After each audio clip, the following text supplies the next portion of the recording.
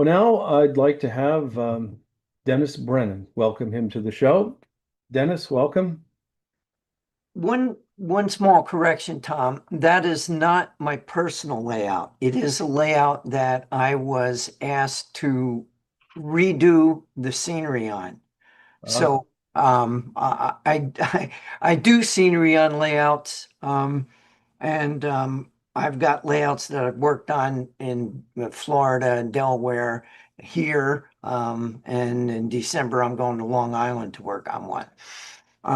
But with that said, let's go ahead and show the first picture. yeah, Phil.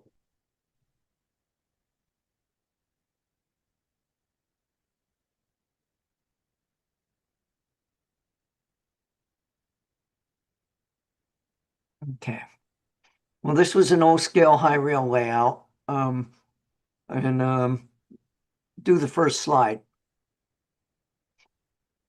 Well, not that. That's my building, of course. Thanks for the ad. That was just a little plug for you. Yeah, thank you. All right. Now, what you see here is in the basement of this gentleman's very large home. And all the finished scenery that you see is what I did. However, I didn't do the paintings on the walls. That was already there. This layout was already scenic. At least what you can see was scenic when I came in. However, it did not look like this. Um, it was it was very simply done. I guess simply, I mean, the gentleman who did it had only been doing this for 5 years, and the results that he had was not what he actually envisioned in his head. All right, go to the next one. All right, so now if you look at this, this is the right-hand side of that layout that you were looking at. What was here when I came in was the roundhouse, if you can see that, and this engine shed, and there was a very tiny road that went along here. This was not the road that was there. And the rest of this was empty, save for I think maybe these two tanks, but it was just bare. It was bare plywood. Um, so when I came in, I had to figure out what we were going to do. He had a lot of things that a lot of pieces that he had been trying there, and he just couldn't figure out what he wanted to put there. Nothing seemed to work for him. And so he brought pieces out. And the first thing that I did was I looked at the layout of everything and I looked at what he had, and I decided with his approval that this oil depot here would be what you want to what we where we would start. And so go to the next one. Okay, so now here is another view from the other side of where we were.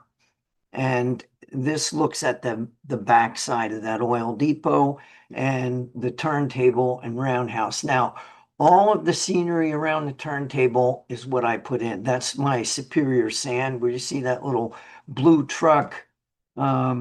All this area around the turntable, and all of this ballasting, all of this was all put in by me. And all of the scenery surrounding the buildings and whatnot, I put in. Next one. You should, yeah, there we go. All right, so the oil depot, uh, here's one of the things that I think a lot of people get hung up on, and especially like the gentleman I'm working with. Um, where do you start?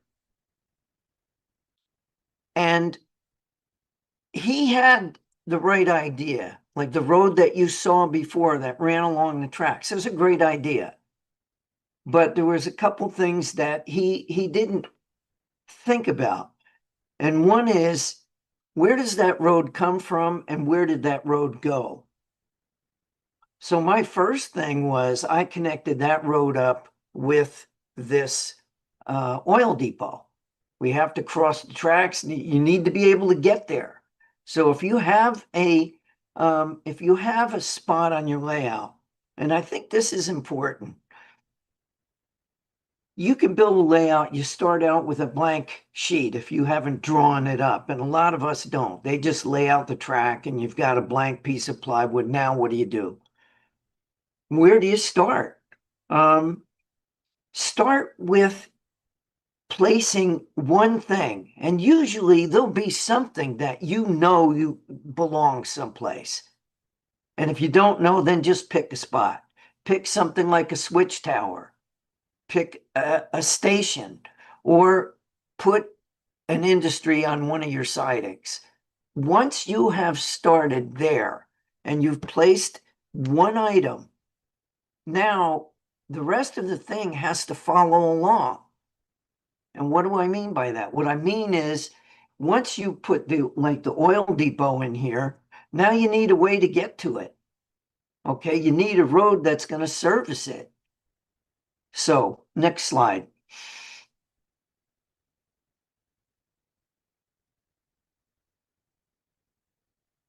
Can we do the next one?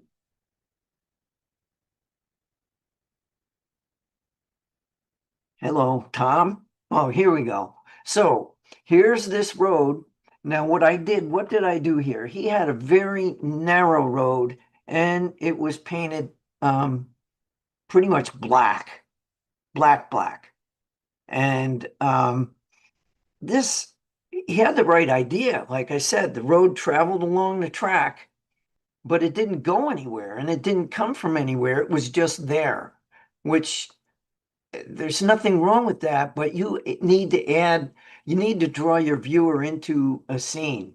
Now, what did I do here? What he did do, which I really liked, is he had I think it was 1 inch piece of foam, pink foam that he had laid down, and it had been covered with basically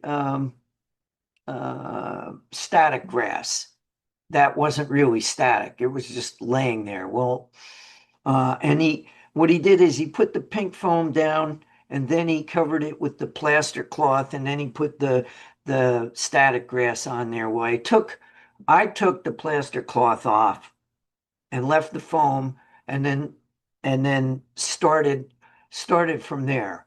Now he had already had I just shaped that angle a little bit and I added scenery along there. I widened the road, um, and I just went all the way along the edge of the layout. Go ahead, go to the next shot. Okay, now this is another view. So I came along that road, and now you can clearly see where the rest of the scenery went. Um, from that road, I did gravel areas, the floodlight towers have big bases on them because they're basically I think they're Lionel floodlight towers. So we painted the base like kind of a concrete color. I did, um, and then um, and then I blended it in with scenery, and the turntable is down lower than the road is because it's at the wood level basically.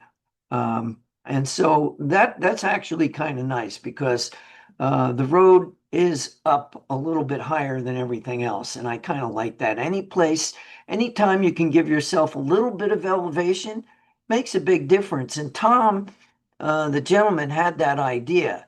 his tracks, he had put, like I said, an inch of foam over everything so that the tracks were down a little bit lower. That avoided the flat tabletop look. Um, and you can see all of the greenery and everything else. That's what I did. The buildings, other than the roundhouse, I put in that little freight station that's right alongside the road. It's that little green building. I put that in. That wasn't a building he had laying around too. Next slide. Okay, now here this is kind of important. Like I said, he had a road that went around the layout, but it didn't come from anywhere and it didn't go anywhere. Well, you have to think about avoiding, or let's say you need to not box yourself in. All right. Don't box yourself in. In fact, please violate the edge of your layout. The edge of the layout shouldn't be the edge of the world. So what I did is I brought that road out, and I did it in another spot too, which we'll see later. This is the edge of the layout. What you're seeing right there, where the road ends in the foreground, is the edge of the layout. And you'll also notice that it goes back at an angle, and then it also angles to the left. Well, why is it angling to the left? Well, it's going over and connecting, giving us a way to get into that switch tower. Now, the switch tower was there. Tom had it there. It was a great place for it. The water tank was there. That also made sense considering everything else that was there. So I just connected the elements. Now, where the road goes over these two tracks, and then there's that third track back there. That's the siding that goes into the roundhouse. And then just over that third track to the right, that's where the road goes into the oil depot. And then to the left, we swing over across the tracks and get into the switch tower.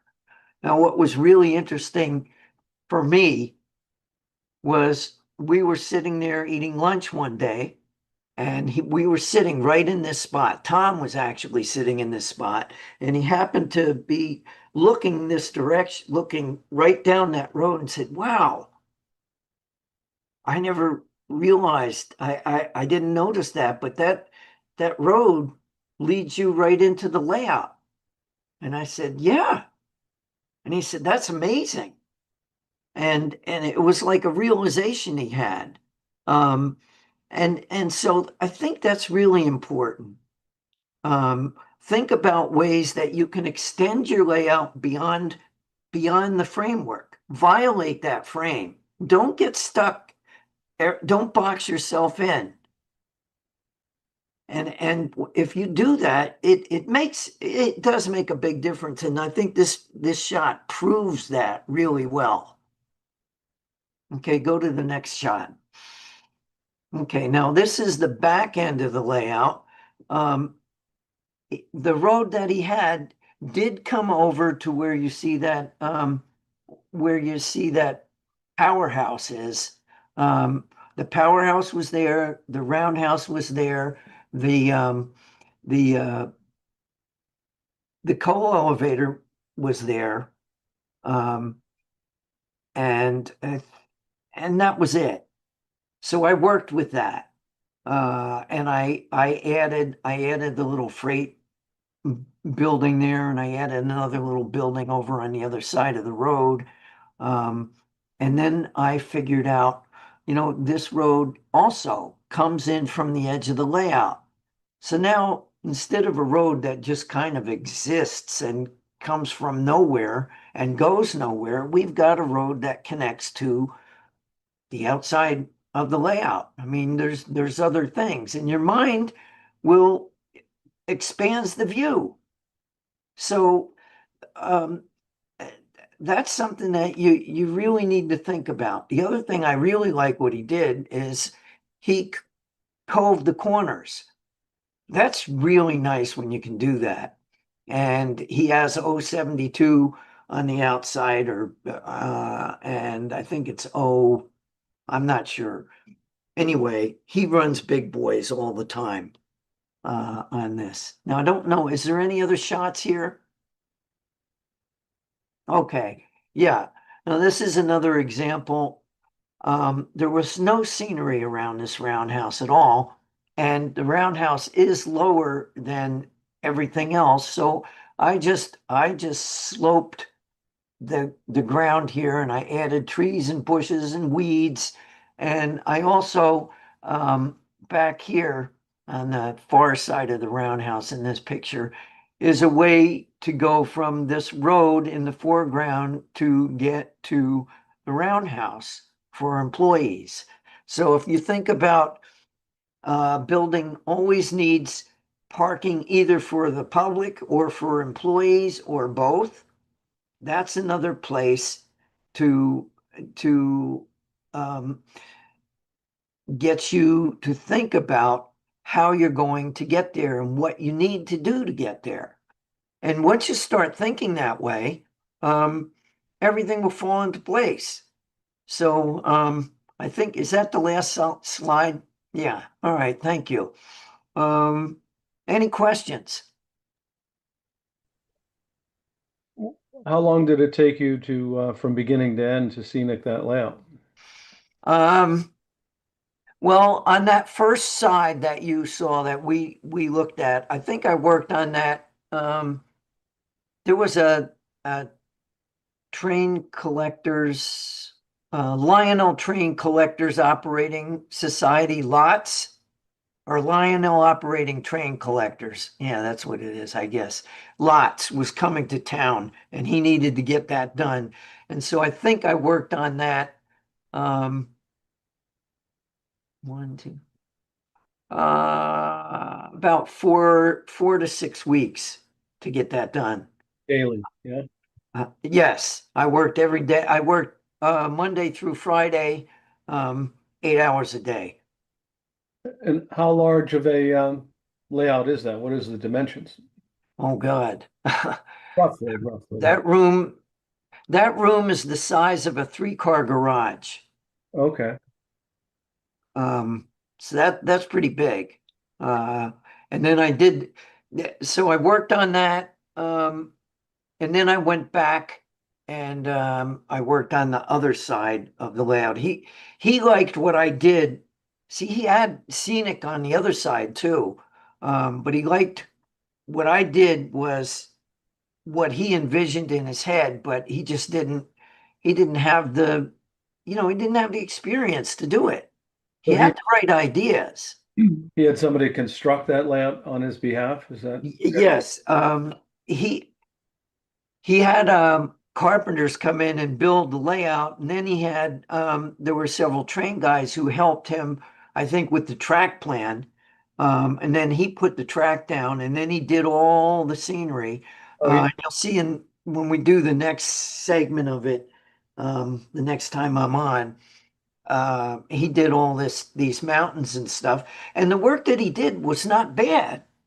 It just it just was what it was. I mean, if you know what he didn't have any experience, and he knew it. And this is not his favorite thing to do. So now I'm the guy who's going to be doing. I basically redid all of the scenery, but he had a great idea for layout. He's a builder, retired now, but he builds um, $1 million homes. And he's really good at what he calls the hardscape. Uh, I do the landscape. He does the hardscape. That's what he called it. Now, the hardscape is basically laying stuff out. He likes to do that. And when we show the next go round, I'll show a farm scene that he did, which I thought was wonderful, the way he had it laid out. And he had all the elements there. It's just that I came in and I enhanced it. Let's put it that way. And he's a good guy. He's got a good eye. He knows what he likes. And So we work together on this. Anyway, anything else? Any other questions? Do you consider the layout complete, or is he still working on it, or what's the status, would you say? Is it 75% done, 100% done? It's probably um 60% done.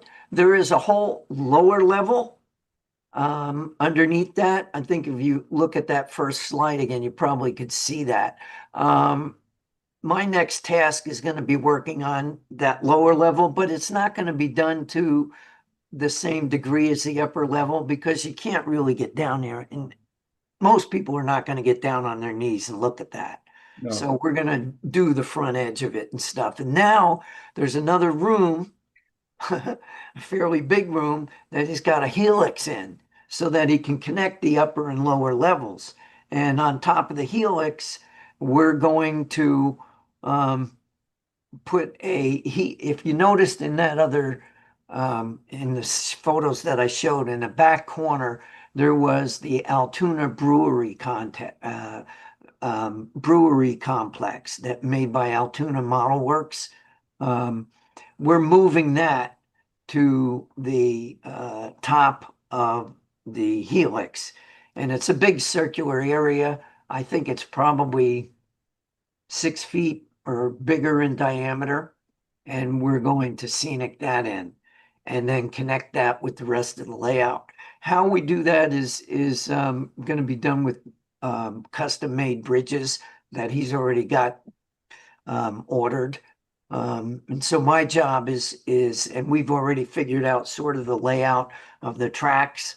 And so my job is going to be to make that all work together and scenic it in. Great. Are there any questions for Dennis? Yeah, Dennis, I got a question, Steve Cheryl. Um, One of the opening scenes you had there, I think that he made a mistake right away on the layout when he doesn't have any separation of scenes.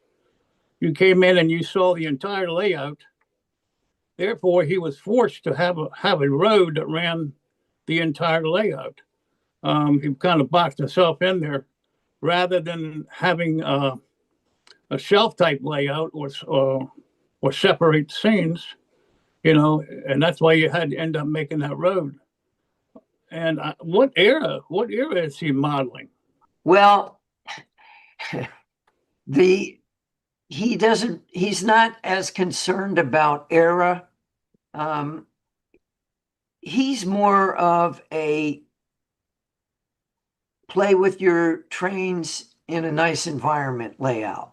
Okay. So my modeling is more, I guess I always think about 40s and 50s, the Yeah. transition. That's what I see. Yeah.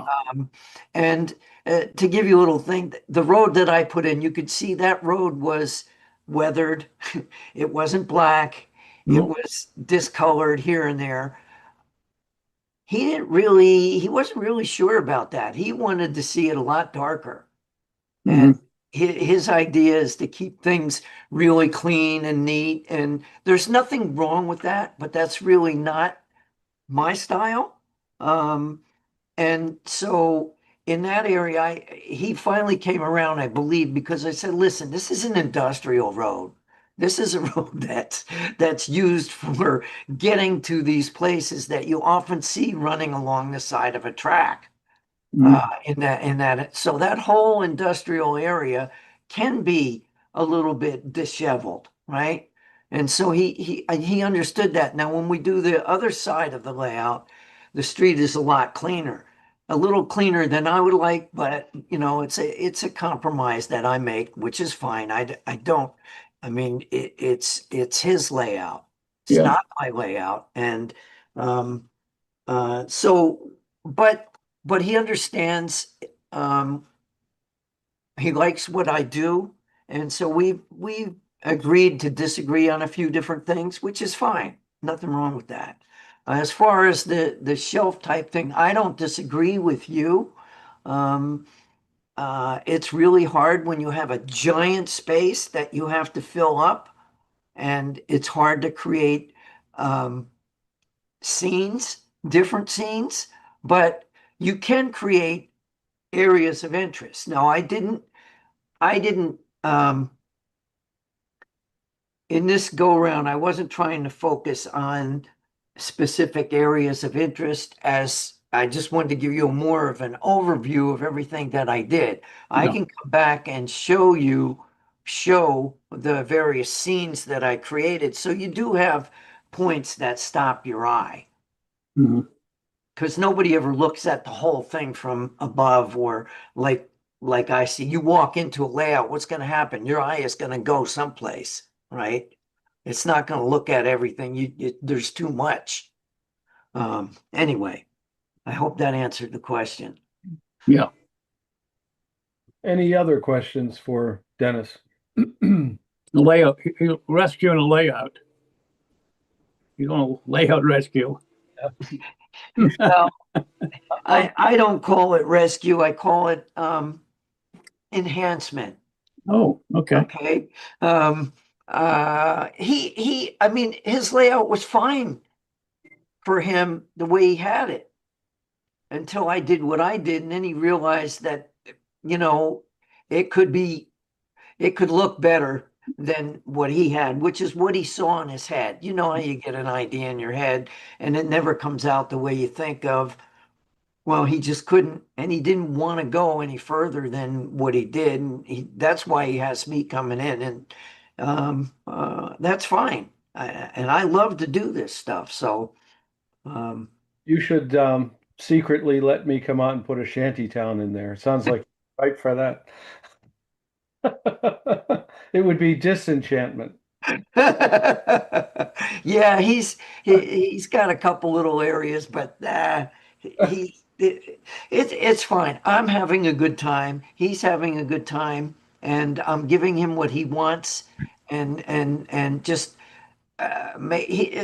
he's got great ideas. I just help. What I told him is I'm helping him realize his vision. That's what I'm helping him do. Let's put it that way. Well, thank you, Dennis, and we look forward to part two. And thank you, Steve, for your comments. And we'll see you next time.